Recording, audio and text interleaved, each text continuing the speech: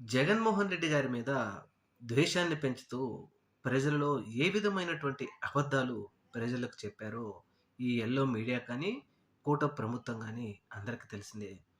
వీటిలో అనేక అబద్ధాలలో మనందరికీ తెలిసింది 15,00,00,000,00,000 జగన్మోహన్ రెడ్డి అప్పు చేశాడు అని. దీనిని ప్రజలు కొంతమంది తెలుసో తెలియకో నమ్మారు. అయితే వీళ్ళు 2024లో అధికారంలోకి వచ్చిన తర్వాత ప్రస్తుత ప్రతిపక్ష పార్టీ ఎమ్మెల్యేలు అడిగిన ప్రశ్నలకు అసెంబ్లీ సమావేశాల్లో లిఖితపూర్వకంగా సమాధానమిస్తూ ఆర్థిక శాఖ మంత్రి పయ్యావుల కేశవ్ స్వయానా జగన్మోహన్ రెడ్డి కేవలం తన హయాంలో చేసింది 3,70,000,00,000 అప్పు మాత్రమే అని ఆయన నోటి ద్వారా అసెంబ్లీలో లిఖితపూర్వకంగా సమాధానం ఇచ్చారు ఎమ్మెల్యేలకి. మరి 2024 ఎన్నికలకు ముందు ఇదే మాట చెప్పినటువంటి ఇప్పుడు చెప్పినటువంటి పయ్యావుల కేశవ్ అప్పుడు 11,00,000,00,000, 14,00,000,00,000, 15,00,000,00,000 జగన్మోహన్ రెడ్డి అప్పు చేశాడు అని ప్రజలను మభ్యపెట్టి మోసం చేశారు.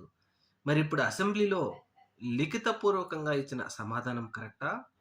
మైకు పట్టుకొని చెప్పిన మాటలు కరెక్టా అని ఇప్పుడు పెద్ద ఎత్తున దుమ్మెత్తిపోస్తా ఉన్నారు ప్రస్తుత అధికార పార్టీ మీద.